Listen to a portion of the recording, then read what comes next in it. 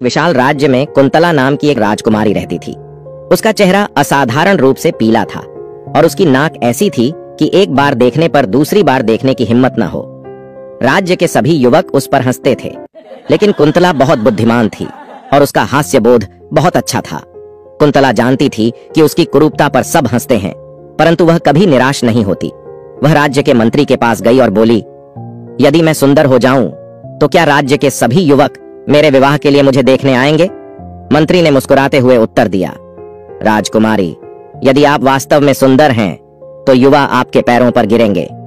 एक दिन कुंतला ने सुना कि राज्य की सबसे पुरानी गुफा में एक रहस्यमय मंत्र है जो किसी को भी सुंदर बना सकता है। कुंतला ने प्रतिज्ञा की कि वह मंत्र अवश्य ढूंढेगी।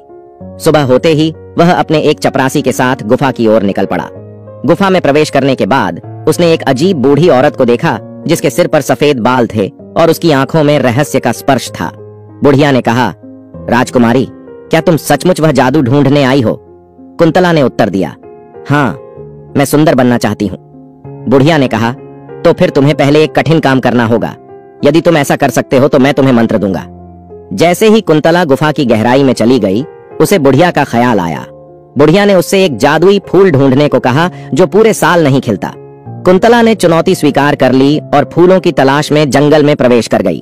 काफी देर के बाद आखिरकार उसे फूल मिल गया, लेकिन फूल के बगल में एक विशाल और भयानक अजगर था। कुंतला, जो हंसती हुई आदमी थी, ने अजगर से कहा, वाह, आपसे मिलकर खुशी हुई। मैं तुम्हारे जैसा डरावना दिखना चाहता हूँ।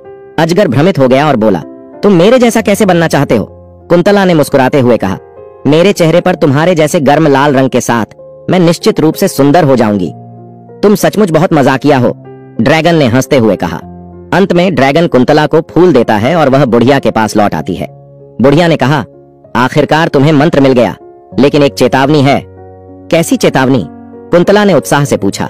बुढ़िया ने उसकी आंखों में देखते हुए कहा, अगर तुमने इस मंत्र का प्रयोग किया तो तुम अपनी सबसे प्रिय चीज खो दोगे।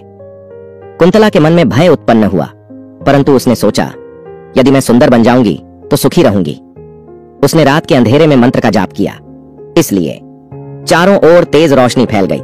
जब रोशनी फीकी पड़ गई तो कुंतला वयस्क और असाधारण रूप से सुंदर हो गई। लेकिन तभी उसने देखा कि उसके चपरासी और दोस्त, जो उसके सबसे प्रिय थे, सभी चले गए थे। जहां वे गए थे, कुंतला निराश हो गई और सोचने लगी, क्या मैं सचमुच सुंदर बनना चाहती थी? क्या मैं उनसे भी अधिक सुंदर हो गई हूँ? पिछली घटना के बाद कुंतला अब सभी के लिए एक अद्भुत सुंदरता है। राज्य के युवा उस पर मोहित हो गए और उसकी सुंदरता की कहानियां दूर दूर तक फैल गईं। लेकिन कुंतला के मन में हमेशा एक सवाल रहता था, उसकी प्रिय सहेलियां कहां गईं? एक दिन वह महल की छत पर बैठा मन में उलझी हुई उदासी लिए आसमान की ओर देख रहा था। तभी बुढ़िया फिर उसके सामने प्रकट हो गई। राजकुमारी, तुम्हें अपना नया रूप कैसा लगा? बुढ़िया ने मुस्कुराते हुए कहा। कुंतला ने हल्के स्वर में उत्तर दिया, मुझे सौंदर्य तो मिल गया, परंतु मेरे सभी प्रिय मित्र चले गए। क्या आप जानते हैं वे कहां हैं?